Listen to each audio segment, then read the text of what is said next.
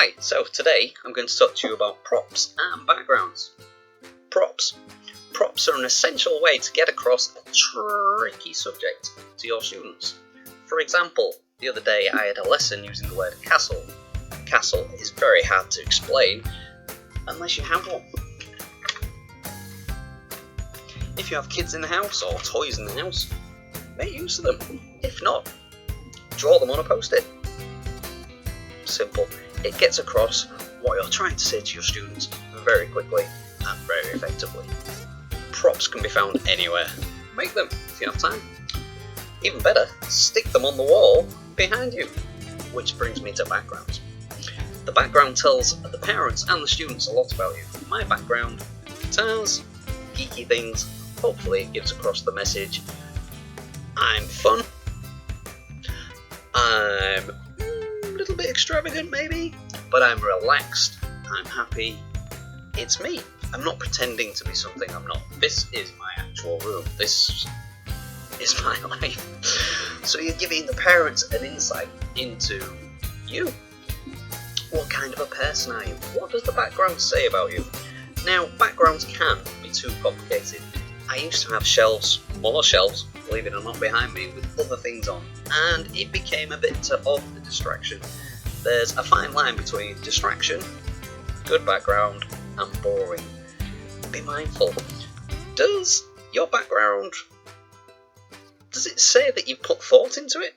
Does it say that you don't care? Have you thought about it? Similarly, with lighting. Are you well lit? Can you be seen?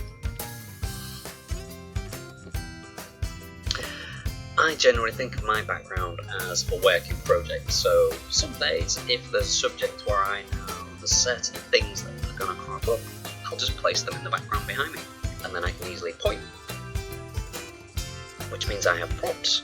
I'm using my background, and my hands are free for using the mouse, TPR and everything else. If you have a plain black wall, and you know your lesson is about facial pieces, stick some eyes on the wall. Stick a nose on the wall, you can point to it, it aids you, it helps the kids, and it looks like a better environment to work in. A happy environment. Your environment tells the students and the parents a lot about you.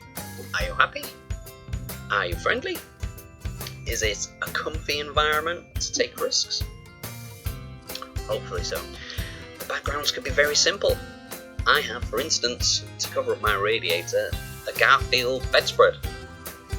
To cover up my bed, I have a Superman flag. You may find things very cheap, such as I have a Batman beach towel over there in the corner of my room. Could hang it on the wall, could hang it over a chair, covers up the chair, looks more professional, looks more friendly. I also have a fleece with Superman on it. Now, I'm a geek, I have these things lying around. However, fleeces, flags, rugs, towels are much cheaper than any poster or banner you will buy, quite often bigger too, so keep an eye out for those. Simple backgrounds. Instead of a plain white background, why not a blanket? It could be plain white, but it could be lit with different filters on lights. So many simple things that can be done, but it shows that you care, it shows that you've thought about it. The best thing to do is look at other teachers' backgrounds. I've seen other backgrounds where people honestly look like they're sat in the cupboard under the stairs. Coat pegs behind them, coats dangling off. Laundry, it just doesn't look good at all. Make it look professional. Now in this video, there's certain bits I don't like. I can see there's the corner of the bed frame, there's the back of the bed frame, it doesn't look professional. I would, for a lesson, move the teddies a little bit, put another sheet over there. I found that pattern sheets, so for example, something like my Batman and Superman fleece, which I just happen to have, if it's a patterned, if it's a patterned piece of material and you were to put it over a bed frame, it confuses the eye, you can't quite make out the contours. It looks interesting, you can't really tell what it is, but it's not a bed frame. Your background can make you unique. What do the kids remember about your lesson? They may have lots of lessons during the week. They just say hello to their teacher, they move on, there's another teacher, they keep going. What do they remember about you? What do my students remember about me? He's the one with the guitars. That's good. I've made an impact. I've set myself apart from the other teachers. Also, I have to say, this frame isn't good. I'm very low down. An important part of teaching online is being comfy. Now, normally when I teach a lesson, the camera is tilted a bit further down so that my head is about here.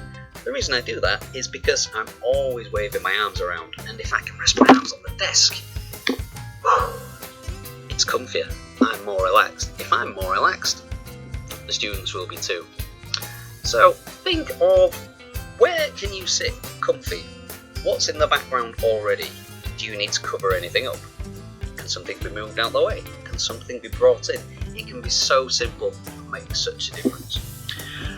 Okay, I hope that's helped you in some way thinking about backgrounds, how you come across to people, what does it say about you as a person, what does it say about you as a teacher. Hopefully, this has helped a little bit. The main thing is, show that you have thought about it. It's not a second thing for thinking about later, it's too late. Once you've gone out, this image is what they will remember. So, does it look good? Does it look fun? Does it look entertaining? Are you on screen? Hope that's some help, guys.